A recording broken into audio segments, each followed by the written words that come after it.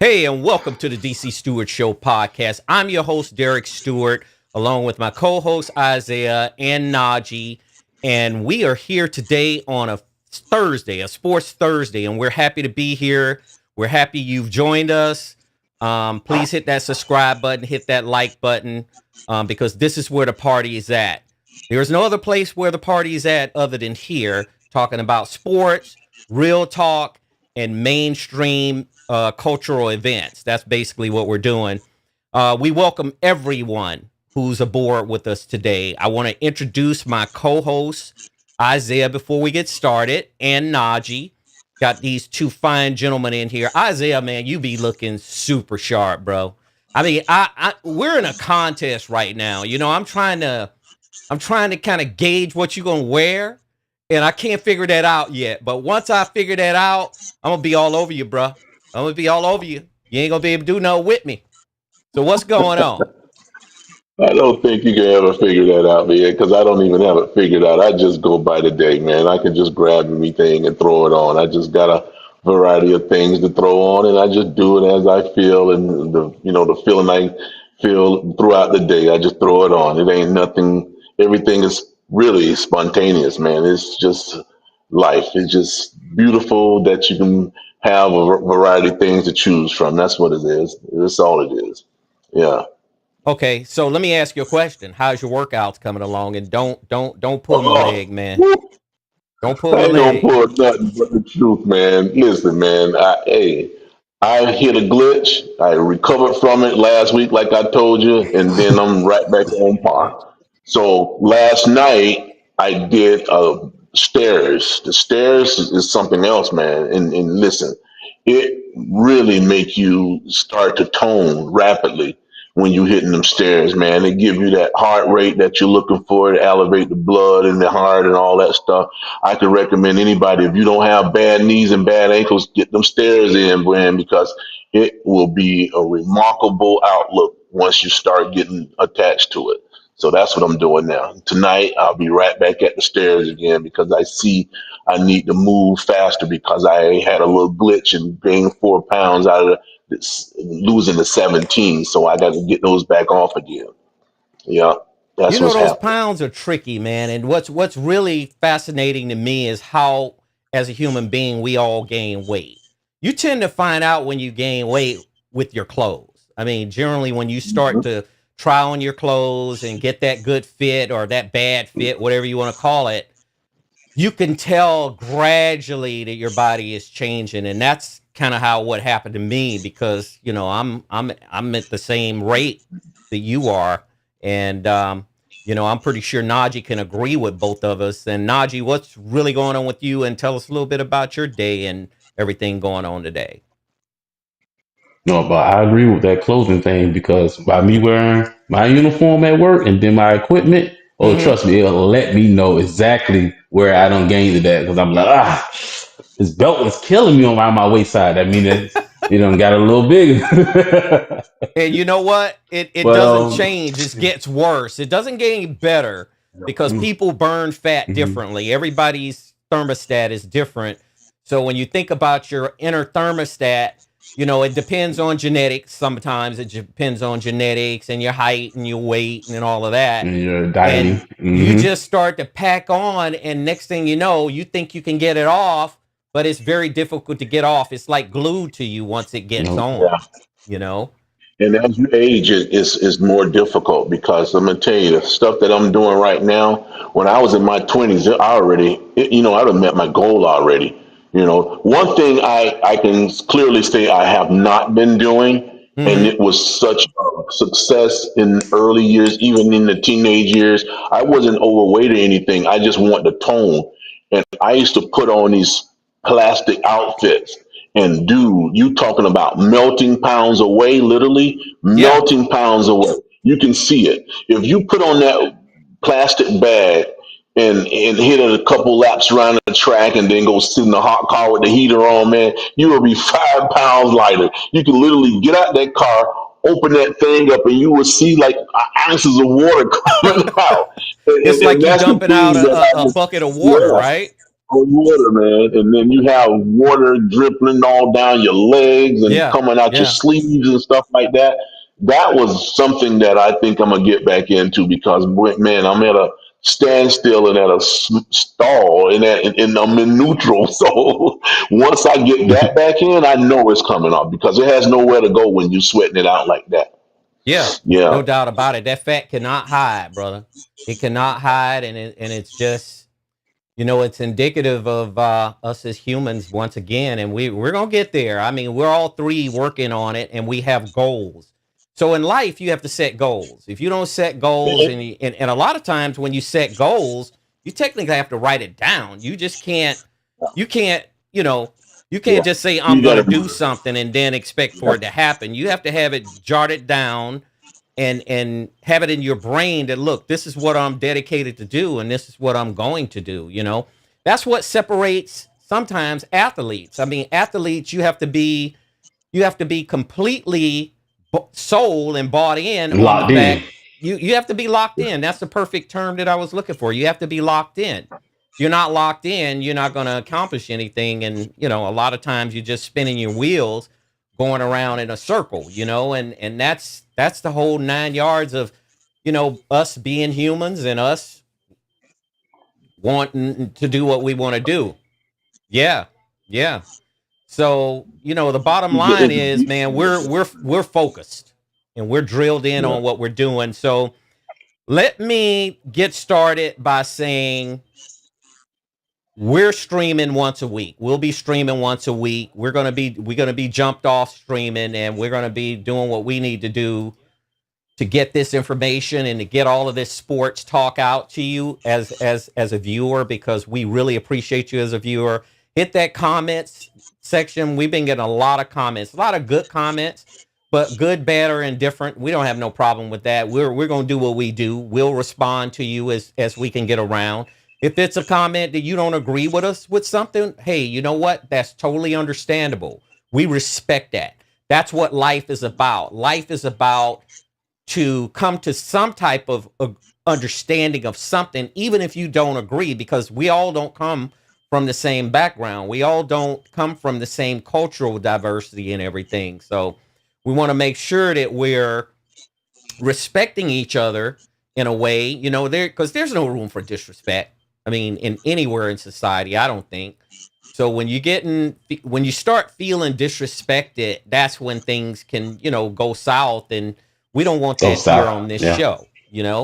And we take our hats off to all of the other people that are sharing information out here on YouTube and all social media outlets. But I would just tell everyone, don't use social media as a tool to try to intimidate people or to try to get your point across in a manner where it might not be so respectful, if that makes sense. So let's get this party started. Where the party at? Where that party at? It's right Man, I here. can't hear It's you right guys, here. man. It's right It's right here. here. It's That It's here. right party You is here. know that? right Come here, on, and we man. ain't going nowhere because we glad to be here. We're doing something that we've been talking about for years, and we love what we're doing, and I'm so locked in and focused, and oh God, I'm looking for the word, because I feel so good to be able to come in front of everyone and just express my thoughts, as well as Isaiah expressing his thoughts, as well as Najee expressing his thoughts. And let me just say this as a side note. Najee is what's happening. Najee is what make this show.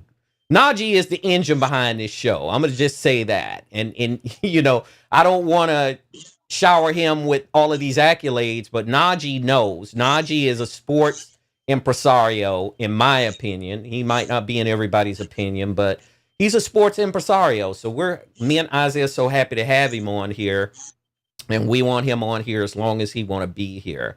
So let's get this first Thank you. topic Thank you. kicked off. Let's talk a little bit about the NBA, because that shot that I saw Tyrese Halliburton made.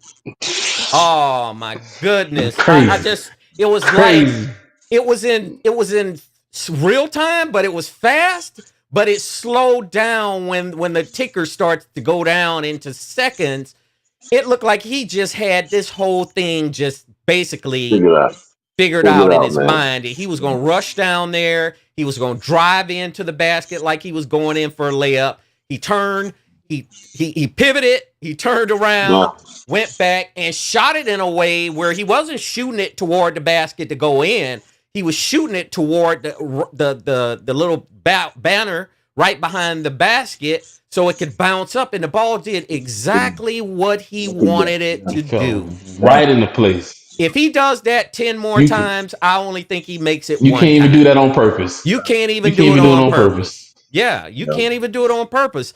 And for New York to lose like that at home in a home opener, That was a fanfare, backbreaker, man. celebrity Yeah. fanfare, you got With Spike Cat Lee. and Bronson snapping. Absolutely. I mean, you got East guys, and New York was locked in, man. And I'm thinking to myself when I saw 136 to 137, I was talking to Isaiah last night. I said, I thought the damn, game was already it was over. already over. And I was Yeah. going to watch a little bit of it, but I had some other things that I was doing, so I didn't get a chance to do it. So Najee, let's set the tone for the game, and let's start with who took complete control from the first quarter on into the third quarter on into the fourth quarter, because I want a little bit of context behind how Halliburton was able to rush down there and shoot this ball in like that. Course, well, if you want to go by who held the tempo the most, it Yeah, was exactly who I told you needed to be. It had to be Cat, and Cat he did his thing. He hit the threes. He was getting rebounds. He didn't get most of his rebounds to the second half, but he constantly put the pressure on the defense and continuously scoring exactly how I wanted him to do. right. Everybody did their job on the offensive side to do exactly what I wanted to do on the Knicks. So when it came to the second quarter, third quarter, kept the same speed. Fourth quarter, they actually was beating their behinds pretty decently. So I thought they was going to outscore them in that quarter and they was going to win. Next thing you know, within the last 2.5 minutes, Tyrese Halliburton and the rest of the crew, they wasn't having it because Tyrese wasn't even scoring that much throughout the whole game. Most of his scoring came from the second half. Bronson was kind of basically throughout the whole game. He did most of his scoring from the end of the second quarter to all the way to overtime. He did all his scoring pretty much at that time. But Tyrese didn't do none of that until the second half. Mm-hmm. In my head, when he wasn't trying to do no type of scoring, I said, "Oh, he's gonna lay down. He know they're not gonna win this game. The first game in New York, he ain't gonna do it." He snapped on him. He snapped on the Knicks as if he's an offensive player because he's not really that offensively sounded with all types of he don't have a bag like that for him to be scoring the way how he did. That's what Mm-hmm. was the scary part about it.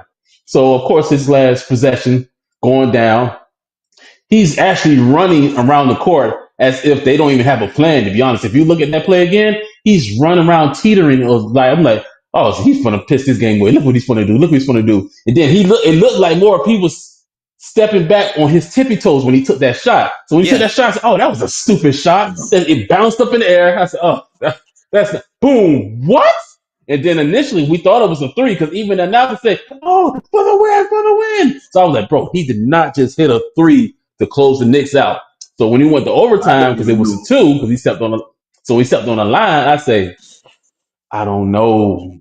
The Knicks might have cost this game just by letting them do that because they had a decent lead to close a game out. And Mm-hmm. what they do, they let them walk them down.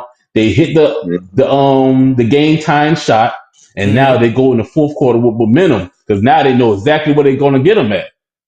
Yeah. One thing I took from the game is, see, when you lose a game like that, man, it breaks your back. Hmm. I'm gonna tell you something. It The Knicks gonna have to hurts. dig deep now.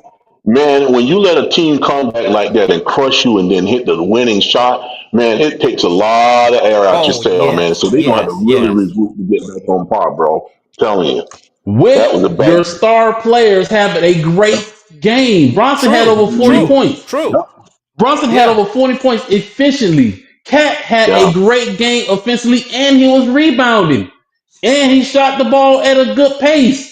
And they still lost at home. home. If Cat Yep. didn't have the game that I wanted him to have, they would have probably gotten blown out. But between them two, they had almost 80 points just between Bronson and Cat. yeah, yeah. You know what's? I mean, I have to agree with Isaiah, man. It's demoralizing it's demoralizing to That really have a hurts. shot like that go in, tie the game, then it goes into OT, and then they beat you in OT. I mean, it's like And walk you down. it Walk you walk down. you Yeah. down. Yeah, that's what I'm saying. So it's Mm-hmm. basketball is a different animal when it comes to winning and losing because football you got the Hail Mary. You Yeah. got no Mm-hmm. time on the clock. Lucky You got the stuff. Yeah. quarterback in the shotgun. Mm-hmm. You got 8 receivers lined up. Everybody just runs down to the end zone, and he just throw the ball up. Now, what's the percentages and the probabilities of a Hail Mary landing in the receiver's hands for the offense than something like a shot like Tyrese Halliburton made yesterday? Because it's just amazing, man, how some of these players they just get that feel for where they are on the court, no matter what part of the court they're on. It's just that vibe. I mean, Steph Curry he's a perfect example of that. If you think about it, spots, they go to spots, and that's what they Mm-hmm. practice on. They go to specific spots, Mm-hmm. and those spots, it's like they see a piece of It's tape the on the hot spot. ground, right? Yeah, But it's it's a no hot piece of spot. tape. Yeah. They know It's a Yeah. exactly hot where spot. the spot is, Mm-hmm. and it's crazy, man, that they could lose. But you know what? New York still has an opportunity. They got to get this second game. If they don't get this second game, they They That's a in have. must. That's deep a Yeah, must that's a, trouble. win. that's a, They They're that's in a can't heap come of must. for trouble if both they don't games get and this second hope game. to win on the road. No, they got to get the second game. That's guaranteed. They guarantee have to get that. If they don't get that, they're gonna be in the same situation what the Celtics was in when they lost both at home and then was praying for God to be able to do the same thing on the road, which the Celtics couldn't do. So if they don't win the next game at home and try to steal a game on the road, they're already gonna be finished. Yeah, They have to win yeah. game two. They have Yeah, to win game two. and you know what? Indiana's hungry, so they know that they have an advantage right now. They know that with this 1-0 lead, it just gives them that confidence that they can go in there and get this Mm-hmm. second game. I mean, it's no guarantee that Their New York confidence will got be to be able to high. For defend two players against to the get second 80 game. points and you still Yeah, snatch it on the road, yeah, man, exactly, your confidence is in up the roof. exactly. So I don't know any teams ever have come from a 3-0 back. I mean, if they get down 3-0, let's No, just say, and I don't not think New in York will, not but in basketball. not in Not in basketball. basketball. It's just not It's happening in realistic in baseball and most maybe cases. hockey. Never in basketball. Well, And we spoke about this a couple of weeks ago, DC and Najee. We were saying that these games gonna go down to the wire. It's yep, about who won it the most, and clearly the Pacers showed them guys, man, we want this thing. Out of all the hype that they had in New York and all the star-studded folks that came out, they got their back broke, man. I'm gonna tell Mm-hmm. you right now. The Pacers showed them that man, you guys are in for a dog fight. So now absolutely. they got to really rebound from this. Otherwise, they're gonna get clipped, man. They're gonna be out of it. They got to Yeah, dig deep. They got to dig deep. yeah. You got to dig deep in And your it's heart and your soul that you know what you can't let them have this next game. You just can't let them have it. Yeah. Under any conditions but now. these playoffs are showing you that home court don't mean anything It this doesn't season. mean anything. It None. doesn't mean anything. None. I can No, give you at least 3 teams right now off rip. Home court don't mean Don't forget anything. the The teams that Lakers got had home swept, court man. when they played in the what you call it. The Yeah. Houston Rockets, they had home court. mm-hmm. Celtics, they had home court. Nuggets, they had home court. These guys have home court and it doesn't mean nothing. Nope. Nothing. No, it does Well, look at not. the teams that got swept this year, though, man. Just think about that. The teams that got swept. When you go home, it don't really mean nothing, man. Shoot. Yeah. I mean, So the top two in the East, they not in the playoffs right now. It was the Cavaliers and the Celtics. They both had home court advantage, and they home chilling. they home Watching chilling, it with watching it us. on Yeah. TV, or either they on vacation over in Europe somewhere or South It's America in because that's where a Dubai. I lot of see players some go. players that's over in Dubai now. They in Dubai, Cancun. Yeah, yeah, Brazil. I can name some yeah. very exotic places for you when you don't get to that finals. So I have to go an extra mile to just say that Rick Carlisle, man, you just got to take your hat off to that. I mean, Rick Carlisle is the consummate coach. I mean, the guy's been in the league for over 40, I'm with probably this dog. 50 years. I mean, I don't Well, think he's that yeah. At old. this point, yeah. But Yeah. Rick Carlisle, I remember when Carlisle was playing, and When he's playing, yeah, I he was a remember he's good playing. player. He wasn't only a good Mm-hmm. coach; he was a good Yeah, player when he played. And to have him have these youngsters focused, with Indiana but he having totally that turned vibe up. and that mindset, man, it's Yeah, crazy. It is yeah. crazy. So you got to give Rick Carlisle credit, not taking any credit from Tom Thibodeau, because Tom Thibodeau, he's been doing it for forever as well, and he's a super good coach. But sometimes things just like that shot happen. I mean, it's not a lot you could do when it comes to that, But you always ask yourself, But they had well, a what lot. should They I had have a lot of key done? turnovers that made it available, though. They had a lot of key Absolutely. turnovers between Bronson, OG, the Cat. They had some bad turnovers that gave them an opportunity to come back and hit shots like that. Exactly. So Najee, let me ask you this: which bench stepped up in this game, in your opinion? Oh, Pacers off rip. Just with Toppin, because he's off the bench. Toppin, he held it out last night. Okay. Well, everybody on the bench on the Knicks. The thing is, just like I've told you this plenty of times, Thibodeau don't utilize his bench enough.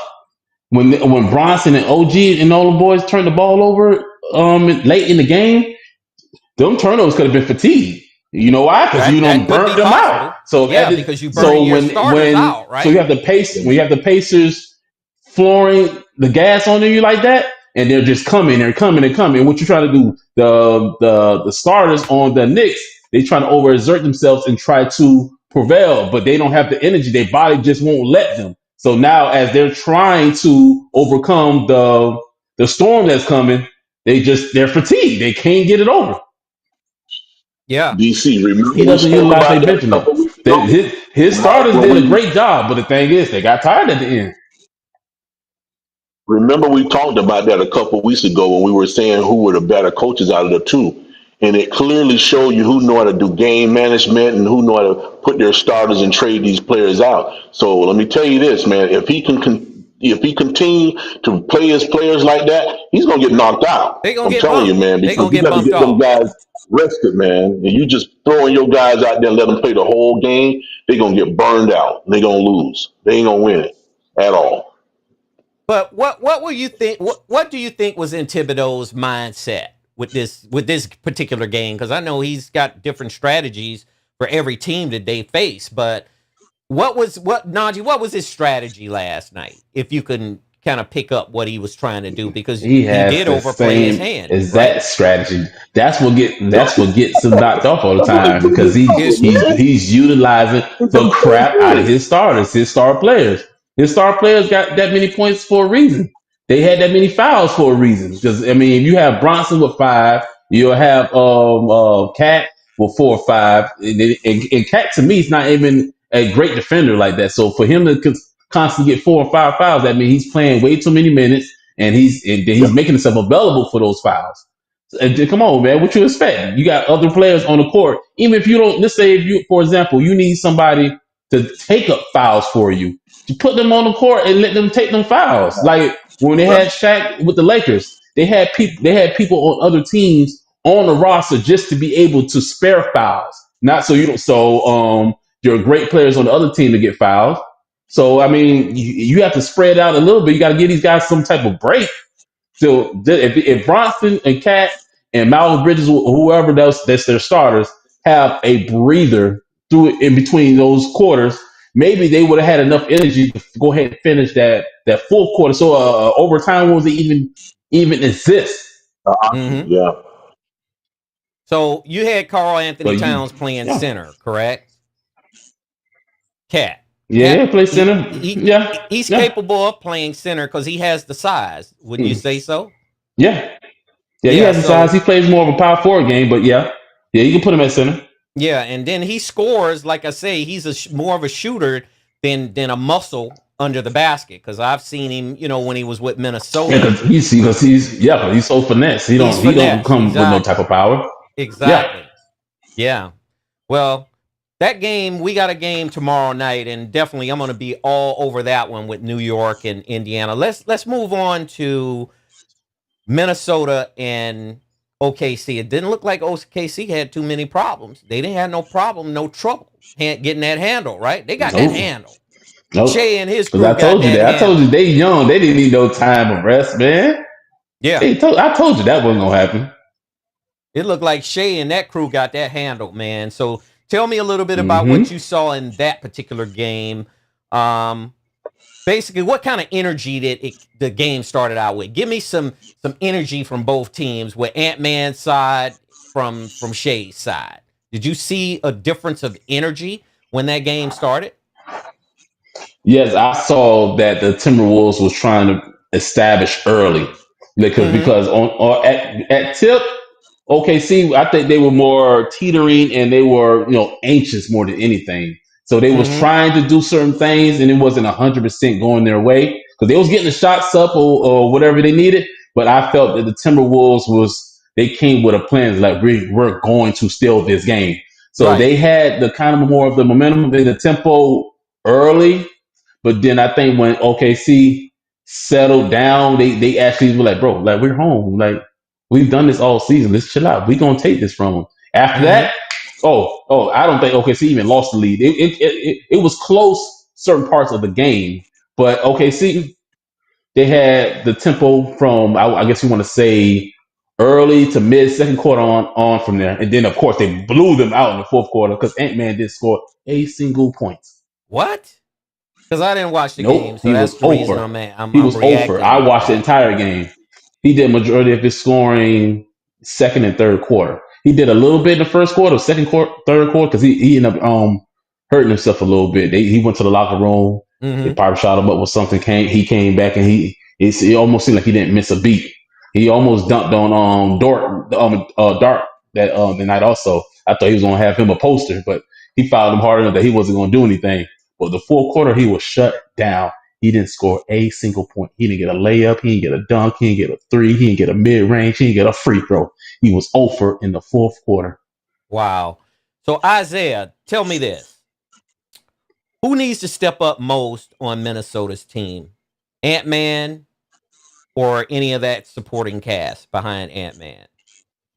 Well, I think Julius they need to Randle. support. I'll bring up Julius Randle. Does Julius Randle and Ant-Man need to really step up their personal games to Yep. motivate their teammates to be able to play at that next level higher than what they played? Because their intensity level, from what Najee just explained, didn't seem like it was much. I mean, think about It that. was not much. No, Yeah. it was not much. When you got two guys like loafing, and then the other three is not doing anything. They need to light a fire on these guys, man. Because I'm gonna tell you, OKC ain't playing. They're gonna wipe these guys out, and then they're gonna get ready for probably the Pacers if the Yeah. New York The Knicks are like Pacers. I That could be a That's what's gonna happen, man. Shit. That's what's that. gonna Hey, happen, well, bro. you Like know I'm what? telling You've you, called man. it so far with this Yeah. Minnesota series. You say Mhm. in the last show we did, you say, man, you didn't think nobody was going to stop OKC, Nobody. I not don't with see Shea and nobody that crew. beating them. Nah, they got everything, man. They got a great coach. They all the players. They played like a well oiled engine, man, and then they just all know how to play together collectively. And you see teams that got two guys are doing their thing, and then they drop off. The other three ain't doing anything, and then how you gonna be a championship team like that when you don't have these guys gelling and playing together? And that OKC is the team that I've seen all year has always played together, man. No matter what, they Mm-hmm. trading out players, putting the other one in, and nobody drop off. It's not like a huge drop off when they exchange players. So that's the reason why the Knicks don't take their other guys and let them other guys play, because it's a huge drop off. And you see what's going on with them. You let them get walked down from a lead that they had the other night, and then lose the game with a game winning shot.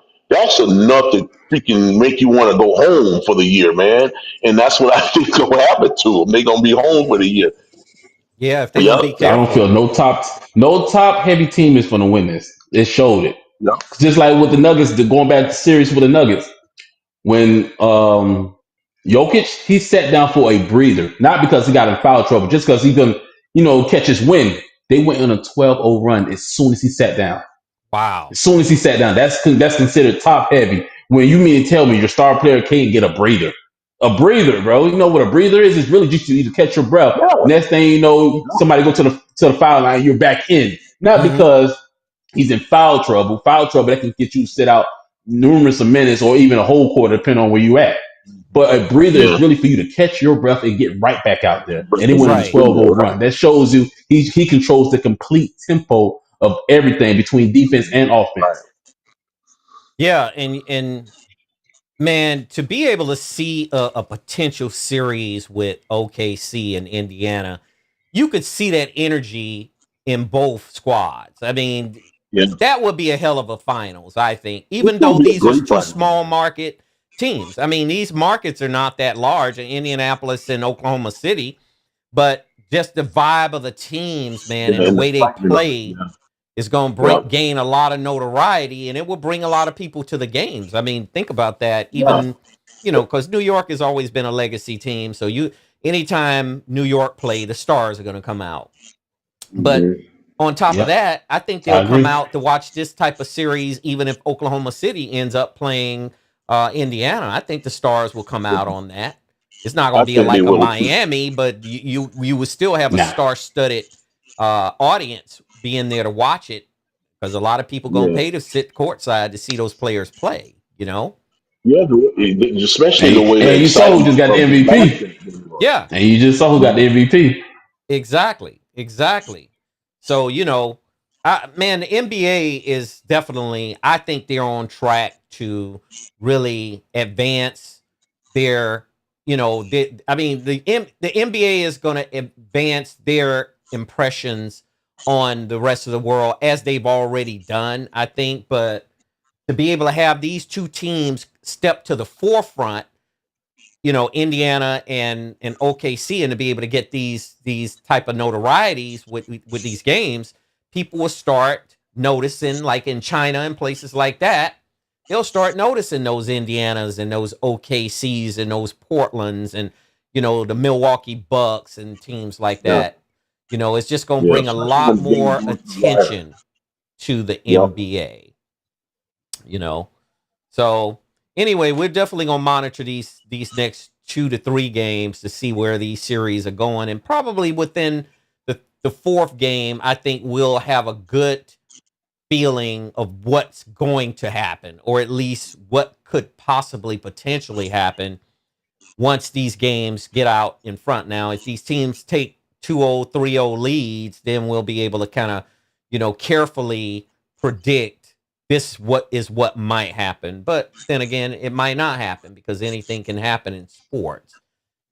So we'll definitely keep an eye on that. So let's move a little bit over to some breaking news. We want to talk a little bit about the NFL and about Indianapolis Colts owner Jim Irsay. First and foremost, I Oh want to yeah. tell the Irsay family that we send our warmest regards and we send our warmest condolences to the Irsay family, because Jim Irsay, not only his father Robert Irsay, who actually founded the franchise, Yeah. Yeah. um, they have been nothing but good for the NFL, in my opinion. The Colts have been a class act organization from start to finish. I mean, you've never heard any massive, any kind of conflict or anything coming out of that organization. It was a very family oriented organization. Jim Hmm. Irsay took Chris Ballard. Chris Ballard used to play offensive line for the Colts, and he made him general manager. Then he brought in Tony Dungy Yep. and allowed Tony Dungy, which is an African American coach. And one thing I'll Hmm. say about Jim Irsay is he was definitely, when it came to diversity and inclusion, Jim Yep. Irsay was diversity and inclusion. Yep. I mean, without a doubt, he was diversity and inclusion. So let me give you a Yep. little bit of history about the franchise, and then I'm going to turn it over to you, Isaiah, because I have a question for you. The Colts actually, Don Shula actually coached the Colts back in the Super Hmm. Bowl against the Jets. That was when the old AFL and the NFL were still separated. So they were two different Hmm. leagues. The Jets was in the AFL, which they had Joe Namath, and the Colts was in the The Colts was in the NFL. The Baltimore. Yeah. Yeah, at the time. The Colts is in the Yeah. AFC now, but they swapped sides. So what happened was the Colts had Johnny Unitas, which was a legend. I mean, he was a Yeah. super legend, and nobody gave the Jets a chance in that game, which we all know what happened, the outcome. Joe Namath came to Miami. He was laying out on the beach, and he says, Yeah. "We're gonna win this game." He predicted a win. He had Yeah. walking around Miami with his fur coats on. Mhm. But to give you a little bit of history about the Colts, Robert Irsay, who was the original owner, who was Jim Irsay's father, he actually took a lot of initiative to better his franchise in a way where they were in the city of Baltimore at the time. And when they were in Baltimore, I guess the city of Baltimore and Jim Irsay didn't see eye to eye on a lot of things, especially when it came to stadium, upgrades and a possibility of a new stadium. So he ended up moving that team Yeah. in the middle of the night. I remember when the news the very next day came up and they were showing Mayflower trucks pulling up to the Baltimore Colts' facility, and they were loading all of the team equipment and everything into those trucks to move to Indianapolis, because Indianapolis built them a stadium, Lucas Oil Right. Stadium, and the rest is pretty much history. So the city of Baltimore was left without a team. So Baltimore wanted another team. At the time, the Cleveland Browns owner, Art Modell, was looking for a stadium in Cleveland. And I guess the city of Cleveland did not see eye to eye with Art Modell. And Art Modell decided, look, I'll bolt too. But this time I'm going to bolt to Baltimore because Baltimore will give me all of the things that I'm asking for versus the city of Cleveland.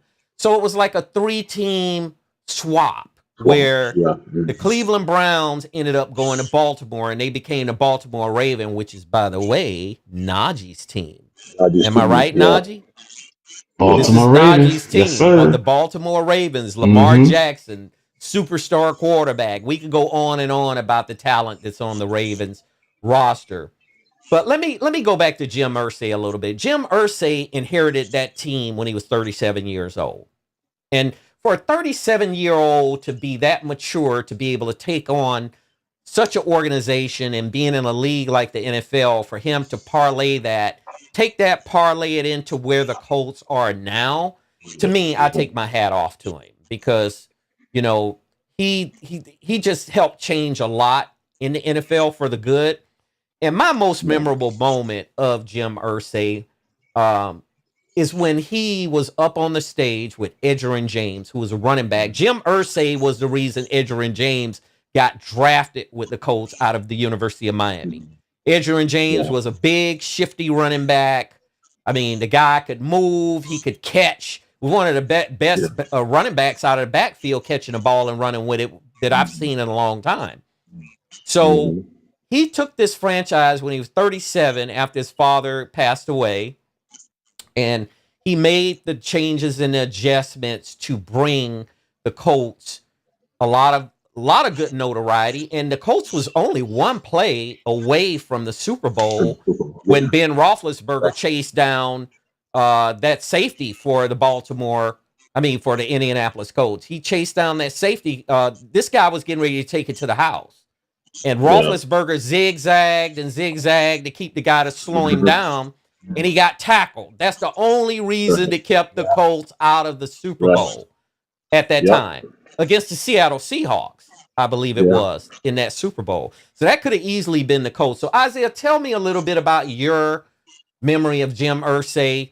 Do you have the same feel that I have with that vibe, the way he was looking at Edgerrin James on that stage when Edgerrin James was up there speaking, giving his speech during his Hall of Fame presentation, man? Or you could tell Irsay really loved this guy, man. So tell me a little bit Yeah. about what you know. Well, when you see a guy who did so much for your franchise, I mean, Edrin James came from University of Miami. He didn't change anything about himself. He was rocked up. He was dreaded up. He was like this thug who everybody perceive as a thug, even though he's a nice guy and well spoken guy, and he does a lot for his community and everything he's involved with. And for him to just let Edgerrin James just totally be himself. At that time they were trying to get guys, oh man, cut your dreads, take the goals out of your mouth, you look like a hoodlum and all this kind of crap. He just really embraced Edgerrin James, man. And for this guy to play his entire career for that organization, from being drafted to the moment he stepped away from the game, he was right there with the Colts, man. And then of course, once he got his just due as being in the Hall of Fame, he was there with him then. So, man, I know he had a lot of personal stuff going on with him, but man, when it came down to his team, the NFL, the community, the guy did so much for the league and for us blacks. I mean, he had two black coaches. I don't know who had two black coaches like that.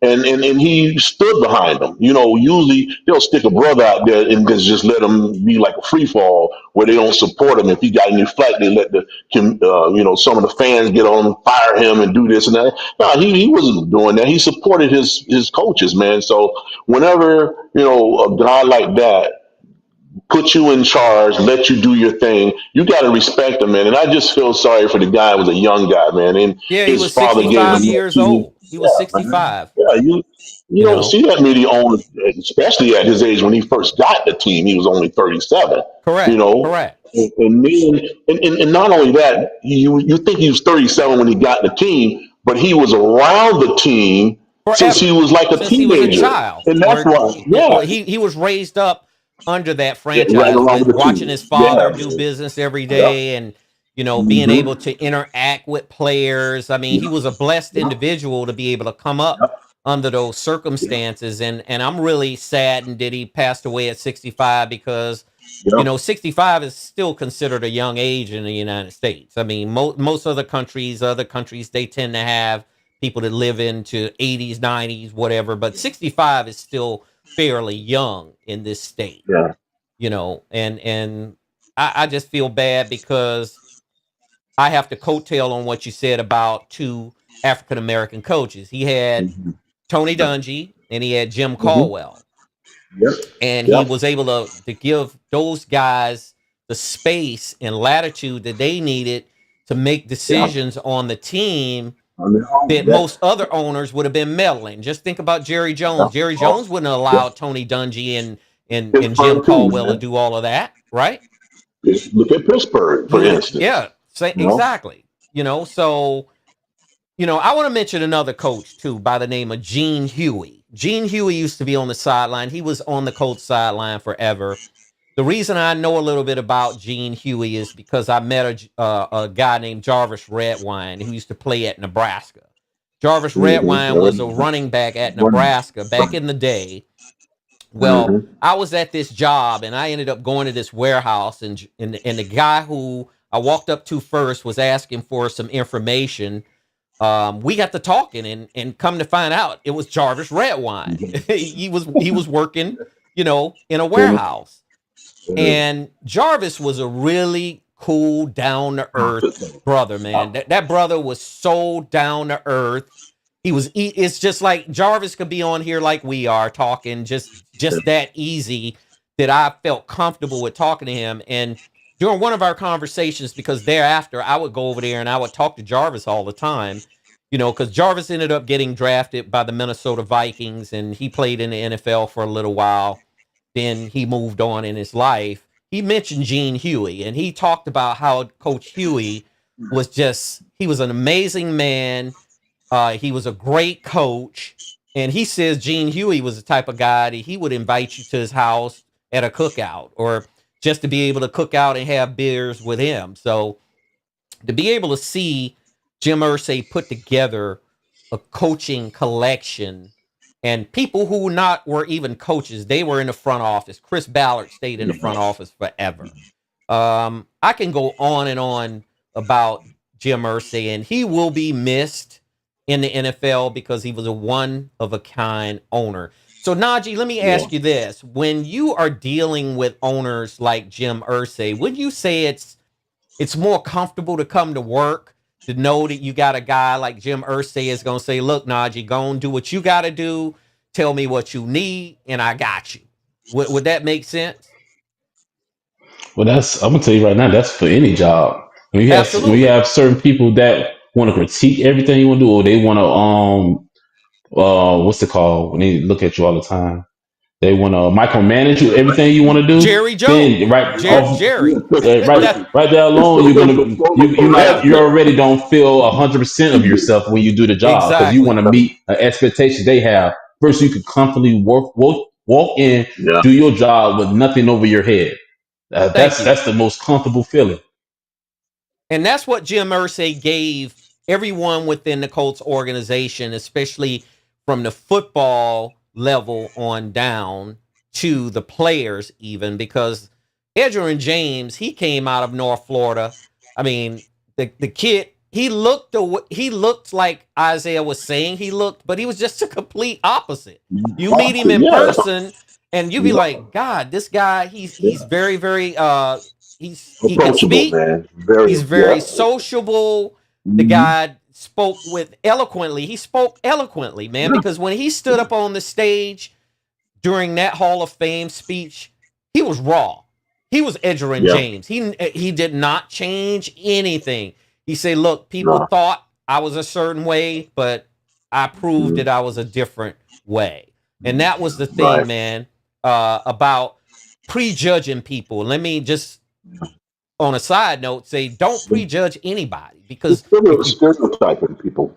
yeah, This exactly. stereotype. Yeah, So when you prejudge people, you tend to, make assertions be that might humble. not always be true, you know. Yeah, So let me. Peyton Manning is he's the franchise at the time, and yeah. Peyton Manning was a superstar quarterback a long time in Indianapolis, and they won a Taking it Super hard. Bowl. Peyton Trust me, Manning was taking it hard. he's gonna hold a lot of their records for a good minute too. Because unless Yeah, they get them a franchise quarterback, he's gonna hold their records for Mhm. a good minute, like a good minute. Yeah, he I think spoke what about it yesterday. happened. He's taking it hard. I think the Colts would have been a lot more competitive if Andrew Luck wouldn't have retired. Quarterback Andrew Luck, who played at Yeah, Stanford. Hmm. Andrew Luck was a one of a kind quarterback. He was, I'm not going to say he super was team. Peyton Manning, but he was very similar in style Yeah, to the way Peyton hmm Manning delivered the Hmm. ball and distributed the ball out. He was a consistent thrower. He was a consistent yeah. thrower, and just all of a sudden, I guess he woke up one day and said, "Look, I want my health. I want my After health he in did my old something. age." You can't He knock was him. You more can't talking get about mad his at him for brain. that, right? You can't Yeah, get he was talking about Nope. the brain stuff though, yeah, DC, yeah, more the than anything. He was concussions still and talking things of about that sort. You yeah, know, that's what he was talking about. He wasn't so talking about the arm breaks and none of that stuff. He was talking about having his right form of mind once you leave the game. That's why he got out of it. that's true. It's, That's you know, true. Yeah. But I just think when he got out of it, it put the Colts. It set the Colts back because they were yeah, looking to find a they were counting on They quarterback. was him. not expecting it. Yeah, They They was weren't not expecting expecting it. it. It was kind of like, they just didn't expect him to walk away from the game, which I don't blame him for it. If he felt like there was medical conditions that could have affected him, even at the point in Hmm. time that he decided to leave on into his old age, yeah, I would have done the same thing. And Andrew Luck looks very happy, you know. yeah. It was twofold with that, You know, DC. Not why would you only not? Made your that, money. Your money. You made yeah, a major money. You healthy. And you still at a very good age. Why yeah, Absolutely. would you but not be Najee, happy? one thing about him too, he had a very successful business on the side, so he was making some NFL type of money on the side. So that's what was easy for him to walk away from it. When you making the kind of money that you're making in the NFL, plus you concerned about your health issues after the game, it's easier to walk away, and that's what he did. That's That's exactly true. what he did. And I'll just bring this up with Andrew Luck. I mean, his father's name was Oliver Luck. Oliver Luck used to play in the NFL. Oliver Luck played at, if I'm not mistaken, West Virginia, and I'll fact check that when I get a chance. But he comes from a very good family. He's a class act himself. But I want to talk about some of the players that the Colts had, and we'll move on to the next topic. But you could look at Reggie Wayne that came out of Miami. He Mhm. played at Indianapolis forever. Yeah, You can look at yeah, Marvin Yeah. Harrison, who yeah. came out of Syracuse. He played Mhm. forever until he decided to retire. They had Edgerrin James in the backfield. And they had some other good players. Dallas Clark, They had who they played had tight end. T.Y. Hilton. T.Y. Hilton. Yeah, I can go on and on and on. And guess what, Najee? You made a valid point. Let me tell you why I say that. Let me tell you why I say you made a valid point, which you said that he walked away from the game, and I'm referring to Andrew Luck. Jim Irsay let him keep the money. He let him I walk remember away that. with the rest of the All of his contract. money. Yeah, I Yep. remember He that. I let remember him that. keep the Mm-hmm. money. Yeah. He could have Yep. easily, tried to Yeah. recover Yeah. some of that money and say, "Look, you He would have been able to do it too. you didn't play out the You didn't entire At fulfill the least give him a contract. contract." heads up. Yeah. Yeah. So he Yeah. let him keep the money. That right Yeah, I there remember that. tells you that Jim Irsay cared about the guy. Because if he didn't care about him, look, I Mm-hmm. want my money Mm-hmm. back. Yeah, I He want some of would my have. money back. Yeah. Yeah. He If would you have got got a it back 10-year too because he contract, didn't you need to fulfill the play 10 contract. years. Yeah. That's kind Yeah. of how that played out. Mm-hmm. And So this is a man, league where contracts are not guaranteed. So he could have got his money back if he wanted it yeah, because football is not Respectful. guaranteed. The contracts are not guaranteed. So he would have been able to get his money back if he wanted it. yep, yep. So And you talk defensively, about the most important position of football at yeah, that. for sure, for sure. Quarterback is the brain of the Yeah. team. I mean, he is the Mm-hmm. computer that operates the team, and everything he puts into the computer tends to come out the way it comes out. Now, I'm going to just mention a few defenders for Indianapolis, and then we'll move on. Bob Sanders, Okay. undersized safety, came out of Iowa, but he used to bring the heat. He was a little short little guy, but he was buffed up. But Bob Yeah, but he'll Sanders show was you. another memorable player that was on the Colts that I remember Mm-hmm. heavily. I remember Cato June, who used to play linebacker for the Colts. He was another Mm-hmm. stud. So once again, we send out our warmest condolences to the Irsay family, Yeah. and we wish the family well. And we definitely appreciate what Jim Irsay did for sports, not just for Mm-hmm. football, but for sports. Yeah. So let's move on to the next topic, gentlemen. The tush push. Have you guys ever heard of that? The tush push is No. that rugby style alignment where the Philadelphia Eagles use on a constant basis, especially on fourth and ones or fourth and Yeah. inches. When you push him in the league, Yeah, when they push goal him to Yeah. get line a first down. plays. A Yeah. lot of other organizations have been saying that the tush push is not fair. It's technically not.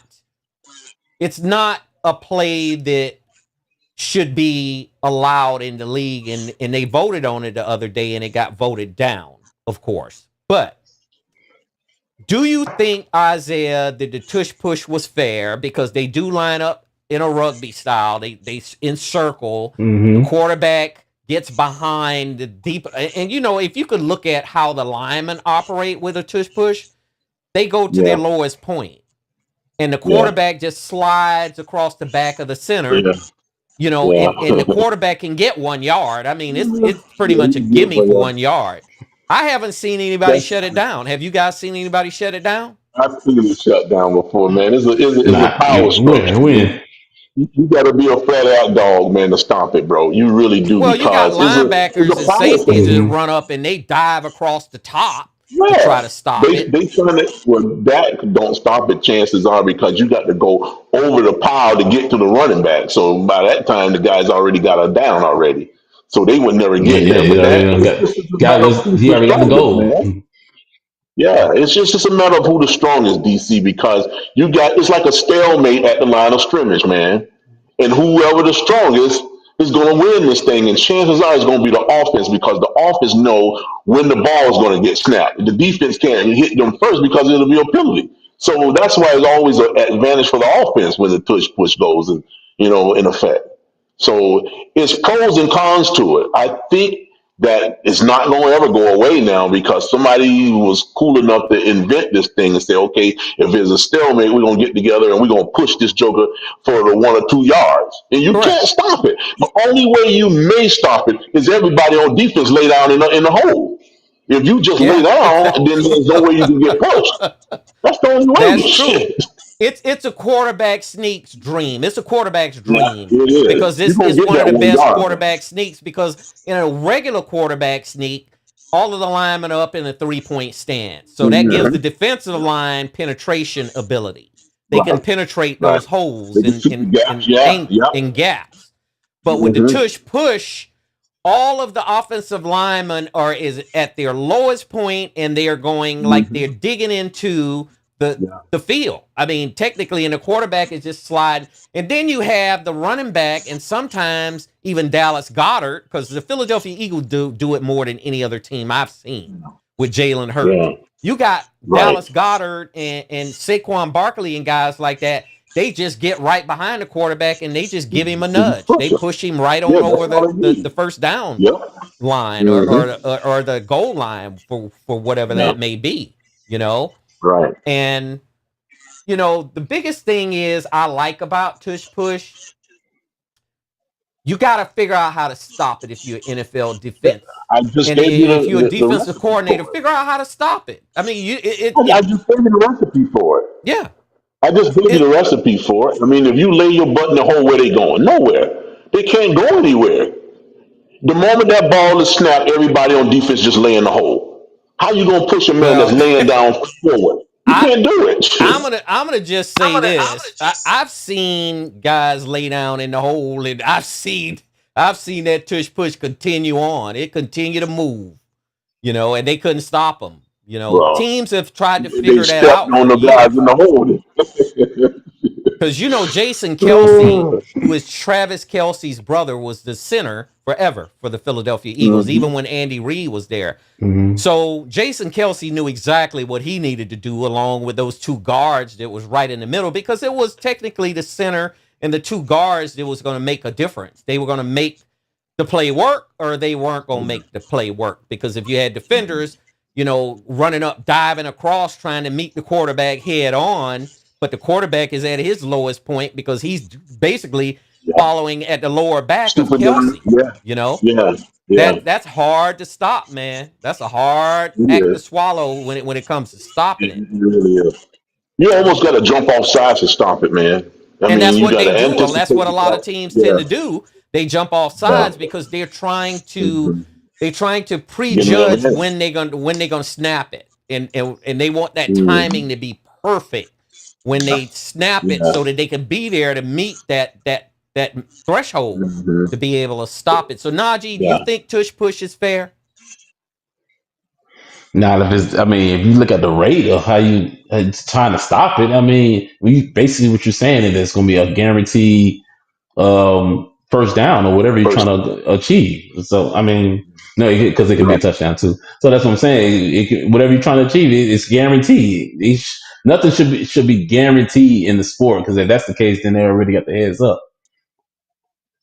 You mean to Absolutely. tell? So you mean to tell me Yeah. if that move is pretty much guaranteed and it's like third and goal, and you mean to tell me they got 3 seconds left? You mean to tell me they basically got the championship? If they can get, if that's guaranteed, they can really If actually it's just go close ahead, enough. go to the goal, Yeah. walk it down, and then you're the champion or whatever.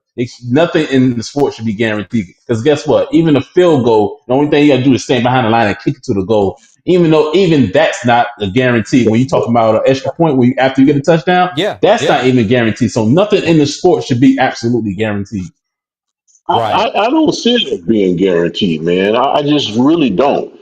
I don't like it because, I mean, especially as me being a running back, I really don't like it that much because it's really difficult to stop. You got to be absolutely so much severely stronger than the opposing team for it not to work, man. Mm-hmm. If you got 200-300 pound guys, chances are the offense is going to win. You know, you got to be playing college to high school or college to pro for them to stop this thing, man. It's got to be massively stronger than the other opposing team for you to stop it. And that's it, man. Either that or you just That's as lay close down as in the guarantee damn you're gonna hole. get then. You have If to it's have a that dog of a incredibly nose hard to tackle, stop, boy. You have to Yeah, have one of the them nose nose tackle tackles really like got to be a fridge. dog. You have we in the Yeah, yeah. refrigerator, Oh, Perry. yeah. If Yeah. you got a You nose got to tackle have the like whole that, line got to be like that. Yeah, Your whole line got to be like refrigerator, man. to be able to Shoot. stop the play, you know. And that So means he stalemate the center, DC. He's got to stalemate that center. And even if you stalemate the center, the running back or the quarterback can go off to the guard and still make it in because you're going to get a push by somebody from the that's why they back. call it the tush push. Yeah. That's why that's why they call Yeah. it the tush push. Yeah. Have you guys ever watched Wow, man. rugby? Have you guys ever watched Yeah, control rugby? yeah, It's a I've very watched it. unique sport, and it's a very interesting sport to me because there is some small similarities to NFL play, but with Yeah. rugby, these guys, I mean, a lot of them are hogs anyway. I mean, I don't see too many small rugby players, but Yeah. they get that ball and they run with it, and then they get that pile, and it's just like that tush push. And I think that's where Philadelphia got the idea from, is when they all get together and they circle in a huddle and they try to locate the ball. So they have a back, they call a back. He's the person standing on the outside of the pile trying to figure out where the ball is going to be. And once he figures that out, he reaches in, grabs it, and runs. Is part of rugby. So it's interesting that they took something from rugby and called it a tush push. At least took some of the dynamics from rugby and called it a tush push. It was voted down. It's still going to be in effect. Look like Jalen Hurts and the Eagles are going to continue to use it, or any other teams decided they want to use it. So we'll keep an eye on that one. The one thing I could say for sure is the Eagles have mastered it, though. I don't think Yeah. there's any other teams can do it like the Eagles. One is because their offensive line is one of the best offensive lines in football. So, and it has been that way for a long time. Basically, since Andy Reid left, they've still carried on with that offensive line play for the Eagles, and it's probably going to only stay the same or get better. You know, And it but should have. Andy Reid should have brought that same line to the Chiefs then, because I don't think the Chiefs line is good at all. I see. Yeah. So let's move on to this next topic. We're talking about rookie QB Cam Ward out of the University of Miami, stud of a player. He signs a deal worth $48.7 million for a rookie deal, which is outstanding. Isaiah, what do you think about that deal? It looks like he was actually get him to sign Xavier Restrepo as well, to give Xavier No. Restrepo a contract on the team. So Xavier Restrepo is going to make the team as well. But Cam Ward, this is dynamic. It's a game changer. $48.7 million for this rookie. And he's a number Yeah. one pick, so I think he deserved every Wow. penny Well, of he's it. the number one pick, so he's deserving of it. So yeah. Absolutely, absolutely. That's without a doubt. Yeah. But that I shows you don't. I already don't that really. they're locked in for him. That's exactly who they want. They invested in him. If they put that much money into him, they invest in his future. Then Well, I'm gonna go out and tell you this, DC. I don't usually brag on myself too much. I'm not that type of guy. I'm not braggadocious. But look, I'm gonna pat myself on the mm, shoulder both times because I called this. Remember, I said this Yeah, I when do. Shrepo didn't get picked at all. I said, what's gonna happen? Ward gonna go in there and he gonna shine. And what's gonna happen? They're gonna try to relive those hurricane days of both of them connecting down the field, and they're going to bring Strepo in. And guess what happened? It happened just how I called it, man. Yeah, you And called it now they spot shut on. he did Ward call it out. because I remember him Yeah, saying that. I remember him saying it. yeah, yeah, man. They Yeah. they they fatten Ward up, and what's going to happen is it's going to look really dynamic to see these guys go up and down the field because the timing is superb between the two. They got a great connection, man. You know, they familiar with each other. The timing is already set, and they run that same type of style Oh offense yeah, that the Hurricanes run. And so it's going to be beautiful to it see, was man. In terms of it's his contract is nice, man. I don't see too many rookies coming right out the box getting a fat deal like that, man. So that means he's doing a great job in training camp, and now he's got Strepo in there to throw the ball to. I can't wait for the season to start now to see those two guys. Yeah, I think Tennessee is going to be very competitive with these two youngsters on their team because they do have a dynamic together that, unlike any other duo when it came to wide receiver and quarterback. I mean, you could tell they spent a lot of time together, even probably during the Mhm. offseason when Yeah. Cam Ward transferred to Miami, and they spent a Mhm. lot of time, kind of rehearsing and going over what they were going to do in certain scenarios. Looks like Xavier Restrepo just signed a 3-year contract worth $2.9 million, $2.965 million. So his annual salary would be $988,333. So that's not bad Mhm. for a guy that didn't get drafted. Come Yeah. on. That's I mean, come great for on, a guy man. who And that, you talk about a guy the who you brother just didn't even get mentioned that could have drafted. been. Come on, He man. didn't And even he's get signing a drafted, deal man. like that. Yeah, you probably was gonna see him working at that warehouse where you seen Jarvis Red Wine at, man, if he I didn't wouldn't get be drafted. shocked If on he a didn't come in there, forklift man. at the Yeah, warehouse on the on a forklift. forklift, Yep. moving Mhm. pallets of stuff around. And Flag, bring it here, bring it here. absolutely, Now the guy is doing this. Catch, yep. touchdown. Another guy too is Shiloh Sanders. I mean, Dion's Mhm. Coach Prime's son. He signed a Yeah. a, a, Mhm. a $3 million deal. I'm just rounded off Mhm. at 3 million with the Bucks. So, it's not Mhm. over. Life is not over if you don't get drafted. It just depends No, on you just who believe you in get you and inside what the you can cap. do. Yeah. Yeah, That's what it all once you boils get down inside to. those camps, DC, once you get inside those camps and you really show these guys what you can do, even though you didn't get Yeah, drafted, they'll yeah. give you a contract, man. Especially That's if they true. give you a fair shot at practice. That was the biggest thing when you don't get a chance to expose your talent once you get there. What if you can get out there and show what you can do on the field with these professionals? They'll give you a contract, man. Yeah. Exactly. Exactly. And the bottom line is, I'm really happy for both of these guys. I think they worked hard at the college So, level, and yep. I only see success. I only see success. So that with all of that said, let's move on to the Buffalo Bills is going to be on HBO Hard Knocks. For people who are not used to HBO Hard Knocks, it's kind of a documentary of a team's training camp in summer camp into the preseason. The Miami Dolphins had Hard Knocks last year down and they're Yeah. in Davie, right? I mean, their facility is still in Yeah. Davie. They No, were in no, Davie. no. Davey. Yeah.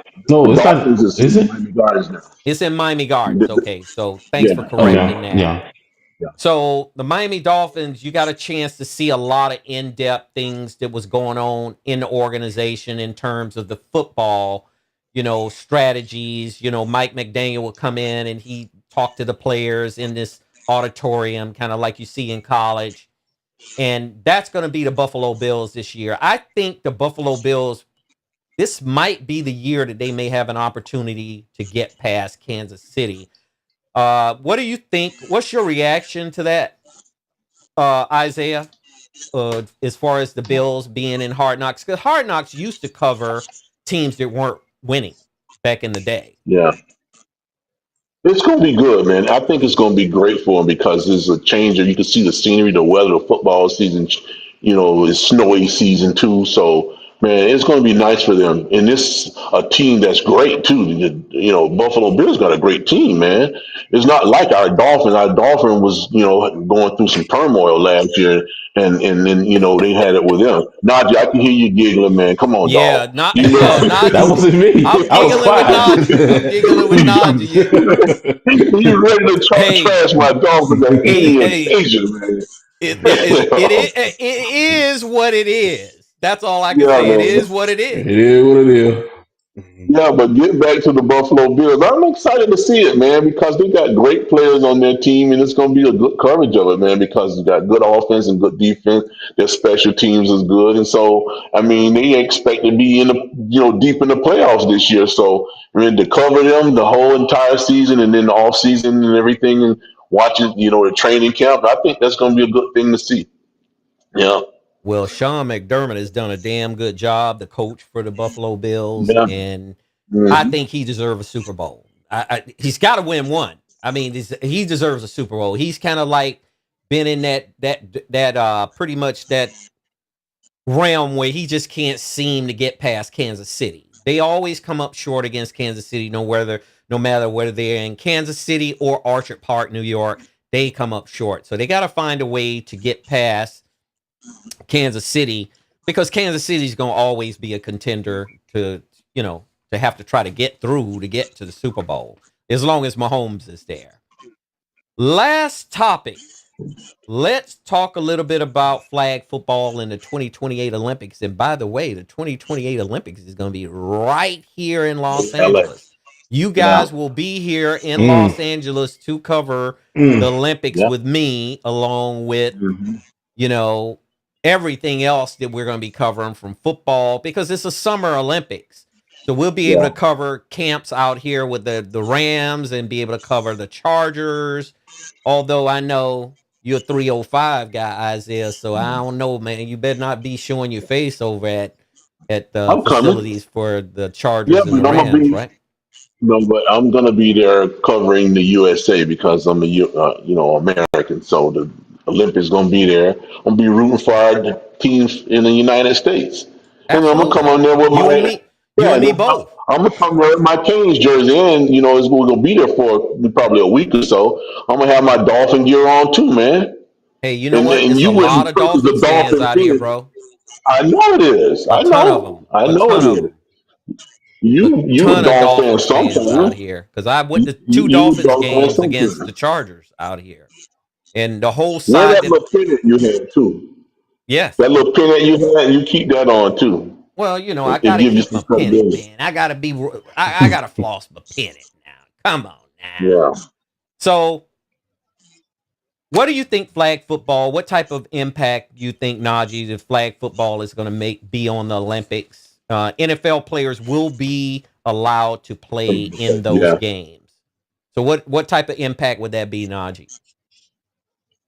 Well, it's going to be great, especially when you're talking about they already don't really be in the Olympics at all. Their biggest thing is the with the All Star, and they don't even really try that hard on that anyway. So now that they're going to have something to actually participate in, that they're going to look forward to doing something different and to also represent their country, it's going to be something fresh and new. They want to be the first ones to be able to do that. That would be awesome, It would be especially awesome. for the ones that's in Chargers, like they're in their home. The Mm-hmm. Chargers, the Raiders, this is in Las Vegas, but it's Yeah. right there. But it's So on I'm the like, so West they would all Coast. like to be the first. That's what I'm saying. They all like to be the first ones to participate in that. That'd be the best thing for them. Right. But they're going to have NFL players from all over the league. I'm pretty sure that's going to be interested in playing, and they're going to have female Yeah, of flag course. football as well. So we'll be excited to watch that. I'm going to spend a lot more time this year covering female flag football in high school. I plan to go to those games. I'm going to interview those players, interview those coaches for these flag teams, because females are making a huge impact, and you got some really good, talented athletes playing flag football that are female. So you gotta give them credit, and you gotta give them props, because that's just the reality of the whole thing. So I'm going to be excited about watching the Olympics myself. Go from that point to the next level, but having the men from the NFL joining, that's just like basketball. Back in the 80s, they only allowed college players to play against other countries' grown men, And they were which was getting in beat too. professional leagues, right? They were getting beat too, DC, And and they were that's the getting reason beat why they down. started They it. were getting Yeah. beat down. Yeah. But they And was playing. The other yeah, teams were playing their professionals, and yeah. had our collegiate Man, players out there professional playing. grown men. Yeah. Hmm. Because I remember Yeah. when the United States played Russia, and I don't know exactly what year, Arvydas Sabonis, which his son Sabonis plays for at least Sacramento. I don't know where he plays now. I think he's still at He Sacramento. plays for the Kings now. He He played plays for for the the Kings. Kings. Okay, so Arvydas Sabonis was a star player for the Russians back then, and they had their way with the college players. I mean, they had guys like David Robinson on the team. David Robinson was a superstar athlete and basketball player back then, but it just wasn't enough to have these professional players from these other countries playing against our Yeah. college players. So you know what? Mhm. We unleashed a Swatting it out. tsunami Yeah. on the rest of Stop the beating the snot world. out of them. Yeah, We unleashed a tsunami yeah, on the rest of the yeah, world when they started, yeah. when we were allowed to have our NBA It's a players dream play. season now. You had Michael Jordan, you have Charles Yeah, Barkley. I mean, you yeah. had Ralph Crazy Sampson. clock. And Ralph Sampson, by the Yeah, way, he used to be a Hmm. superstar center for the Houston yeah. Rockets. He played at Virginia. Mm-hmm. And when our stars started taking over, ain't nobody been able to Yeah. handle us since Start then. cleaning the clock. Right, man. We were cleaning Yeah, it wasn't clocks even a left and contest. right, you know. Yeah, it wasn't even a contest. Even teams like France and Brazil and teams that had really good teams, they couldn't even stay in the game with these Couldn't even NBA match up. players, man. Couldn't They even don't match up match with us. up. Yeah. So I'm interested to see what these world teams are going to look like in basketball in 2028 because they're going to be here playing basketball too. So that's really a big deal, you know. Yep.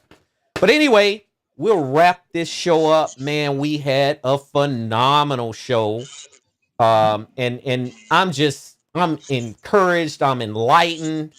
I mean, because for us to be able to stream live and to be able to interact with other folks who have the same, they have the same thoughts and ideas that we have, and maybe even some beliefs, I would hope. But to be able to, for us to be able to come on here today and we knocked it out of the park, man. And let me ask you something: where the party at? Right here. I told you that. Beginning of the It's right step. here. Right here. It's right here. Stop playing with me. The party is right here, and we ain't going nowhere. Isaiah, you want to close it out? Yeah, like always. Tell your family, your friends, your coworkers that we're on. We enjoy what we're doing. We're bringing you some great content. You guys take care of your family and friends, love on each other. We got so much, chaos going on in the world, but love each other, man, because you don't know tomorrow you might not be here. You might be not able to tell that person that how much you care for them. So that's how I'll close this thing out. Yeah. Absolutely. How about you, Najee? Almost piggybacking what Isaiah said. What I'm gonna say to you every time: peace, love, care about God, love God, because He's gonna definitely do the same thing for you. Try to bring more love into hate in this world, because trust me, there's a lot of hate. Even when it's some of it where it seems to be love, it still be hate, bro. So just try to bring love, live your life right, and guess what? God will take care of you. That is so well said. You couldn't have summed it up any better, Najee. And Isaiah, you couldn't have summed it up any better. Thank you for watching the DC Stewart Show podcast live stream. We'll be back doing this thing again. We're going to be doing a live stream once a week. Hit that subscribe button and visit us over at Facebook, visit us over at Instagram, and we have our website, www.dcstewartpodcast.com. www.dcstewartpodcast.com. We have a lot of interesting things over on the website, a lot of videos to watch. We update them pretty much on a weekly basis. So you'll be able to get some really good content over there, as well as, ideas with recipes, because we have a nutritional section on the site that you can visit if you're interested. And we'll see you again soon. Take care. Take care of yourself first before you can look out for others. And peace, love, and prosperity. Take it easy.